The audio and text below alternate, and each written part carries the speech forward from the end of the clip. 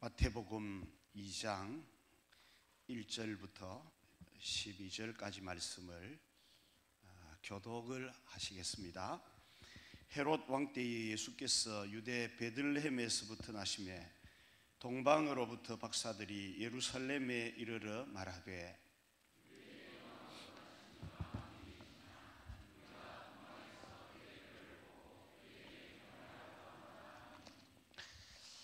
헤롯 왕과 온 예루살렘이 듣고 소동한지라.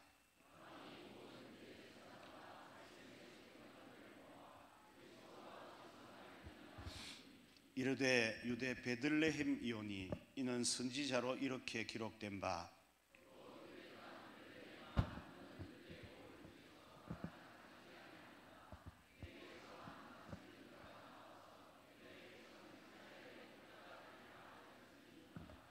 이에 헤롯이 가만히 박사들을 불러 별이 나타난 때를 자세히 묻고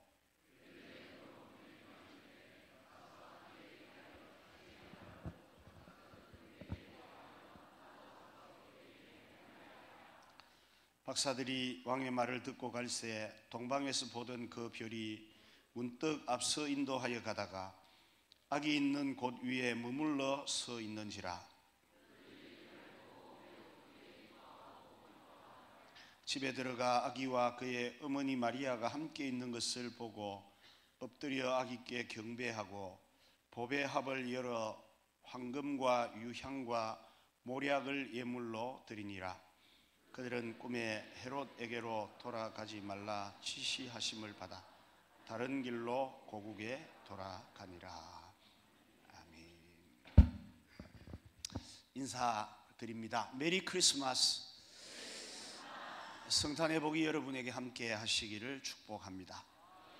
오늘 읽은 말씀은 예수님이 탄생하실 때 예수님을 찾아왔던 동방박사 이야기입니다. 신학자 틸리케라는 사람은 이 세상이 창조된 이후 가장 큰 사건은 하나님의 아들이 육신을 입고 이 땅에 오신 일이다, 이렇게 이야기를 했습니다. 예수님이 이 땅에 오신 일은 가장 큰 일입니다. 그러면서도 그날은 가장 바쁜 날이기도 했습니다. 하늘에서는 하늘의 별과 천체들이 움직여 있을 것이고 땅에서는 목자들이 주님을 경배하고 동방의 박사들이 먼 길을 찾아와서 주님을 경배하는 그런 바쁜 날이었다 하는 말씀입니다. 하지만 예수님이 이 땅에 오셨을 때 모두가 다 그렇게 즐거워하고 기뻐했던 것만은 아닙니다. 어떤 사람들은 이 일에 대해서 별로 관심이 없는 이들도 있었고 심지어 이 일을 아주 악하게 이용하려는 사람도 있었습니다. 그래서 오늘은 성탄 때의 사람들의 반응을 살펴보고 진정한 경배는 어떤 것인지를 생각해 보려고 합니다. 첫 번째 반응은 헤롯 왕과 또 그 측근들의 반응입니다. 이들은 동방박사들이 와서 그리스도가 유대 땅에서 나셨다는 이야기를 듣고는 굉장히 당황합니다. 본래는 유대인의 왕은 유대인 혈통이어야 됩니다. 그런데 지금 현재 다스리고 있던 헤롯 왕은 유대인이 아닙니다. 이 사람은 에돔, 이두메라고도 부르는 에돔 족속입니다. 에돔의 안티파테르라는 사람의 아들이었는데 로마의 시저로부터 신임을 얻어서 지금 유대의 왕으로 온 지가 근 40년쯤 되어 갈 때입니다. 이렇게 자기가 왕이 되었으니까 당연히 계속해서 왕위를 이어가야 합니다. 그런데도 갑자기 동방의 박사들이 들이닥쳐 이 땅에 그리스도가 나셨다고 하니까 헤롯 왕은 정말 가만히 있을 수가 없었습니다. 그래서 먼저 대제사장과 서기관들을 불러서 그리스도가 어디서 나시겠냐고 물었습니다. 그랬더니 이 대제사장 서기관들이 정확히 위치를 알려줍니다. 유대 땅 베들레헴입니다.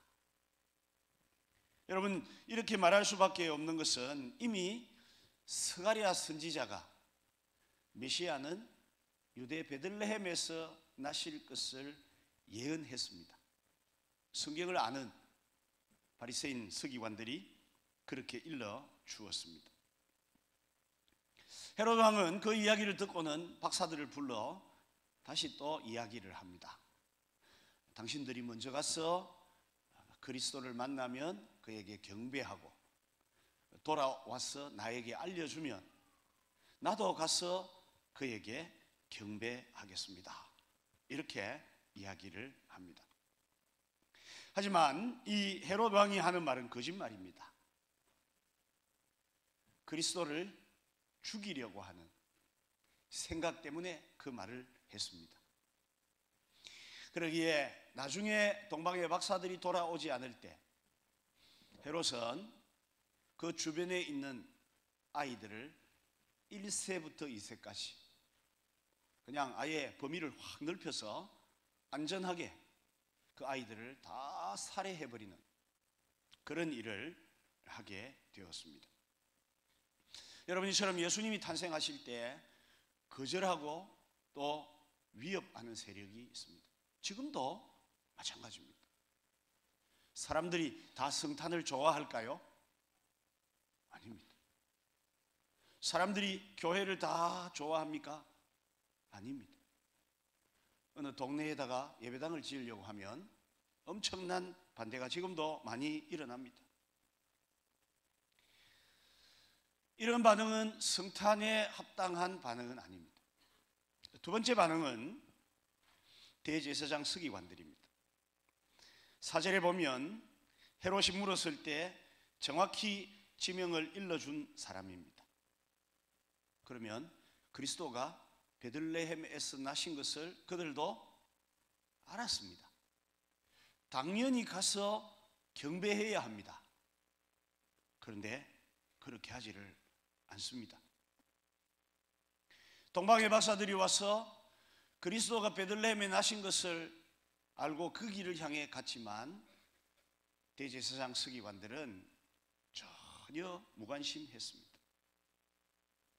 여러분, 성경은 지식만 가지고 알아서는 안 됩니다. 성경은 우리가 아는 바를 우리의 삶으로 믿어야 됩니다. 유머입니다. 남녀가 공원에 놀러 가서 함께 노젓는 배를 탔습니다.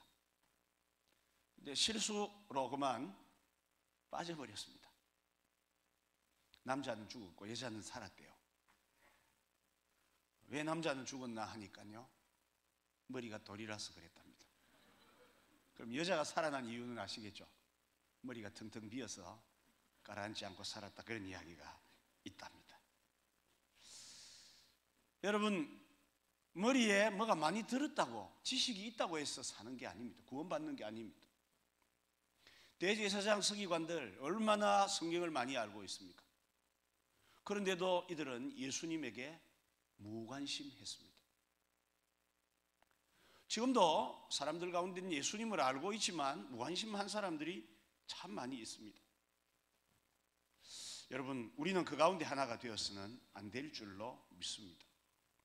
오히려 이 성탄을 통해 우리의 마음이 주님께로 향하고 베들레헴으로 향하던 동방의 박사들처럼 주님을 향하여 한 걸음씩 더 다가가는 우리의 모습이 되어야 할 줄로 믿습니다. 세 번째 반응은 동방박사들의 반응입니다. 성경의 동방박사라는 이들이 누군지는 명확하지를 않습니다. 다만 이스라엘에서 동쪽이니까 그 당시에 바벨론 아수르 땅인 페르시아라고 일반적으로 봅니다.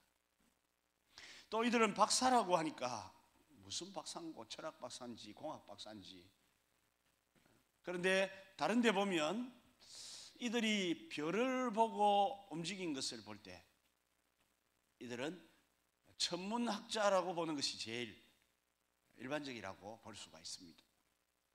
당시에 페르시아의 천문학자는 한마디로 좀 어찌 보면 주술사이기도 하고요, 또 지혜로운 사람이기도 하고 그렇습니다.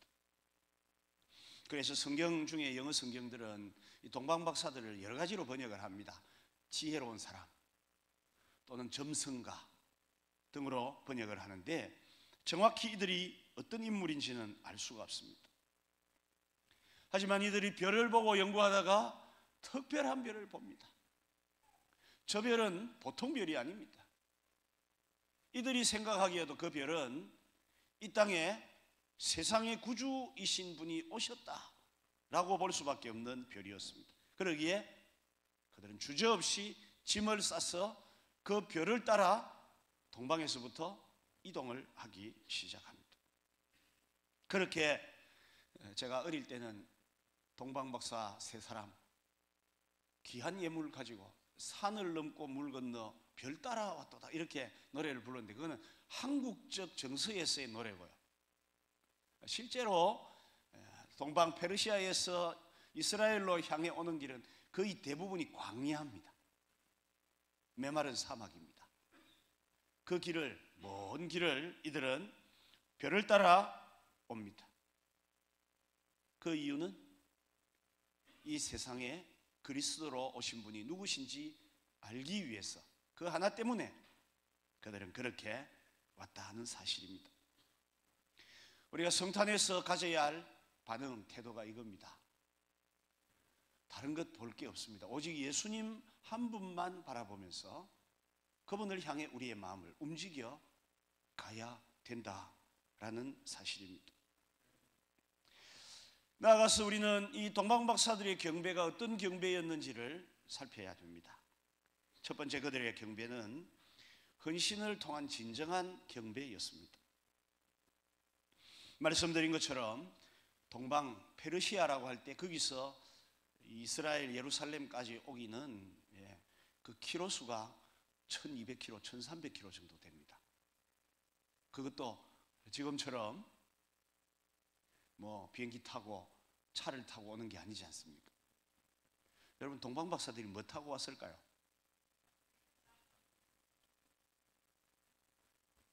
성경에는 기록이 없죠. 그런데 그림에는 뭐 타고 옵니까? 낙타 타고 옵니다. 그런데 낙타 타고 올 가능성은 제가 보기에도 좀 희박할 것 같고요. 그냥 그들이 걸어왔는지 나귀 타고 왔는지 아니 낙타 타고 왔는지는 모르지만 어쨌든 거기까지 오는 동안은 엄청난 수고가 필요합니다. 그러니까 이들의 경배는 수고와 헌신의 경배였다는 사실입니다. 여러분, 우리도 성탄을 맞으면서 주님을 경배할 때 우리의 경배가 헌신의 경배여야 합니다. 두 번째로 이들의 경배가 진정한 경배였던 것은 귀한 예물을 드리는 것이었기 때문입니다. 오늘 본문 11절에 보면 집에 들어가 아기와 모친을 보고 아기께 보배 합을 열어 황금과 유향과 모략을 예물로 드렸다고 되어 있습니다. 성경학자들은 이게 뭔지에 대해서 많이 관심을 가졌습니다. 그래서 그들이 주장하기를 황금은 예수님이 왕이심을 인정하는 것이고, 유향은 예수님이 신성을 가지신 분이심을 인정하는 것이고, 모략은 예수님이 인성을 가지신 분이심을 인정하는 것이다, 이렇게 해석을 합니다만은 잘 모르겠습니다. 그 예물이 갖는 의미보다 더 중요한 것은 이들은 자기들이 가진 가장 귀한 것을 주님께 헌신했다는 만큼은 분명합니다. 여러분, 우리의 성탄도 그래야 합니다. 우리가 가지고 있는 가장 귀한 것을 주님께 드려야 합니다. 여러분이 가지신 가장 귀한 것이 무엇입니까? 여러분 자신이지 않습니까?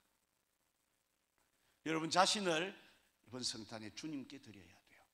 로마서 12장에 있는 말씀처럼 우리 자신을, 우리 몸을 하나님께 거룩한 산제물로 드리는 그런 성탄이 되셔야 합니다. 뿐만 아니라 우리가 가진 제물도 귀한 것이니까 이런 것도 드려서 주님을 섬기는 성탄이 되셔야 합니다. 마지막으로 이들의 경배가 진정한 경배였던 이유는 순종의 경배였기 때문입니다. 12절 끝에 보면 꿈에 헤롯에게로 돌아가지 말라 지시함을 받아 다른 길로 고국에 돌아가니라. 이들이 올 때는 별의 인도함을 받아 베들레헴까지 왔고, 돌아갈 때는 헤롯 왕이 그랬지 않습니까? 경배하고 내게로 오면 나도 경배하겠다고 꼭 오라고 했습니다. 그런데 하나님의 말씀이 헤롯에게 돌아가지 말고 그냥 고국으로 바로 돌아가라고 했을 때 누구 말을 듣습니까? 헤롯 왕의 말을 들었습니까? 아닙니다. 하나님의 말씀을 들었습니다. 여러분, 진정한 경배는 이와 같은 순종에 있습니다. 그래서 우리가 이번 성탄절을 통해서도 다시 한 번 더 앞으로 내 삶은 하나님 말씀에 순종하는 삶이어야 되겠다고 이런 결심을 하시는 것이 성탄에 합당한 경배라고 할 수 있습니다. 우리의 형편, 우리의 생각, 내 가치관이 아니라 하나님이 내게 말씀하시는 대로 그냥 순종하겠습니다. 이런 믿음이 이번 성탄에 우리 모두에게 회복될 수 있기를 바랍니다. 이번 성탄이 우리를 의미 있게 만들고 믿음을 새롭게 하고 하나님께 더 가까이 가게 하는 정말 귀하고 복된 성탄이 될 수 있기를 주님의 말씀으로 축복합니다. 함께 찬송 한 장 더 하겠습니다.